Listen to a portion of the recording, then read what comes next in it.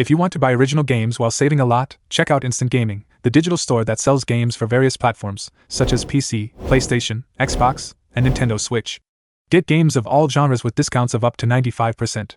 You'll also find a variety of gift cards and credits for other services. You can pay for your order through your credit card on a website with a 4.7 rating on Trustpilot. You're buying games directly from Instant Gaming, not from other retailers. If you encounter any issues, Instant Gaming offers 24/7 support.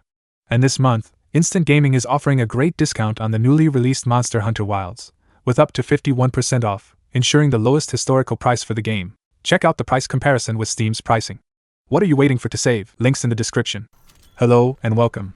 I'd like to use this video, as you've already seen in the title, to discuss with you the state of the emulation scene in 2025. Throughout the video, I'll show practical tests and talk about how Nintendo has delayed the entire emulation process, how influencers make you believe that some projects are excellent when, in reality, they are only in a playable state for those with high-end hardware. To start, I'll speak to you as an influencer, showing that the numbers are getting lower for us, which reflects the public's lack of interest and the absence of major developments in emulation. I'll demonstrate that this isn't happening only to me, but also to another emulation channel, which is certainly one of the biggest in this niche. For this, we'll use the Social Blade website, which is a good reference for checking these details. We can see that for most of last year, this channel had over 1 million monthly views. However, looking directly at the last few months, in December 2024 and January 2025, the views dropped to just over 800,000, and in February, to 600,000. Comparing March of last year, when the channel had over 1.2 million views, with February 2025, we see a drop of nearly 50%. But content creators themselves share part of the blame, and I'm going to talk a bit about that. Just to clarify, at this moment, I'm not referring to anyone specifically, but this applies mainly to Brazilian channels. How many videos have you seen lately with titles like Insane Improvements in RPCS 3 for Android, only to open the video and see that the gameplay is practically the same as it was since version 0.2, still full of issues and running below 20 FPS even with the Snapdragon Elite? And how many people here actually have access to a Snapdragon Elite? For an emulator to be truly good, it has to run even on mid-range hardware. I understand that Android emulation is complex, being something new and full of recompilers that don't exist yet.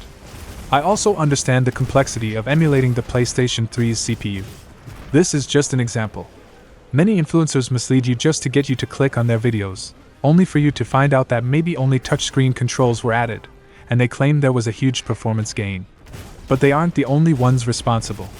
The projects themselves also share some of the blame, although not directly.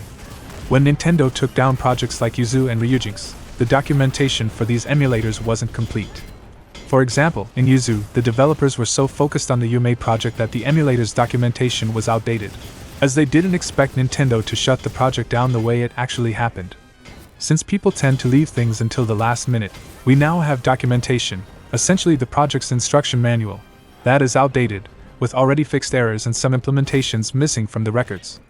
On top of that, there's also the issue of bad updates that break more things than they fix, which has happened many times with Sudachi. It's the same as buying a complex wooden piece of furniture online and, once it's delivered, realizing that it didn't come with an instruction manual. All you have are screws of different sizes, but no clear idea of where they fit. You'd have to figure everything out through trial and error, and we all know that anything based on trial and error takes more time. That's the current situation with Citroen, Sudachi, and Torzu. What the developers managed to do there can almost be considered a miracle, given the limited information they have.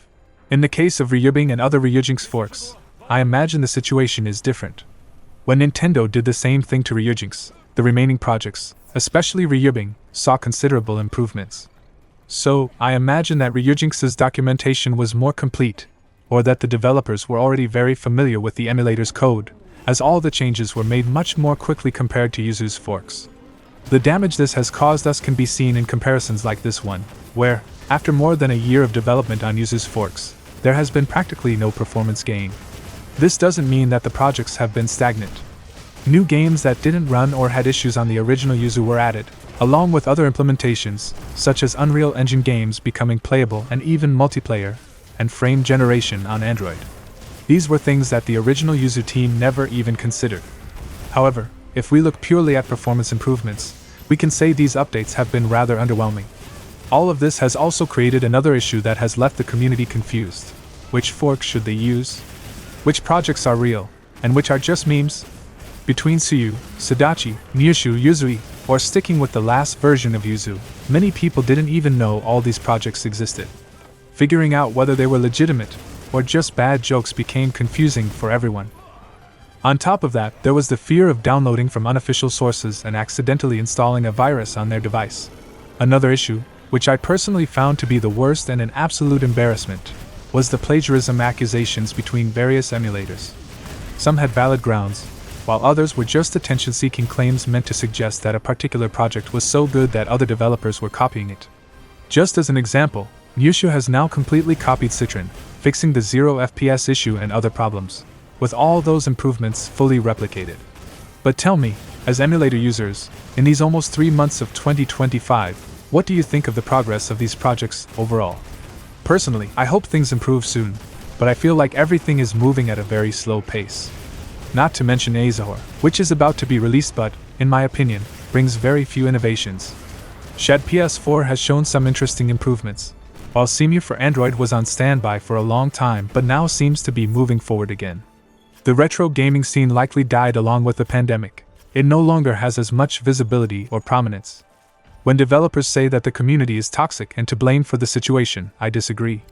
I think the real culprits are the influencers, who often create hype around things that aren't significant enough. It's almost like watching the first Watch Dogs trailer today and then playing the final released version. The difference in expectations is massive, and unfortunately the ones who suffer from this are the developers and the people managing emulator communities. What we see on YouTube today is essentially false advertising. It's impossible to say that you haven't seen something like this from a content creator in the last 3 months at least. But of course, that's just my opinion. I hope you have yours and share it with us in a respectful way in the comments. I hope you enjoyed this video format. If you did, leave a like and subscribe to the channel if this is your first time here. Thanks for watching, and I'll see you in the next video.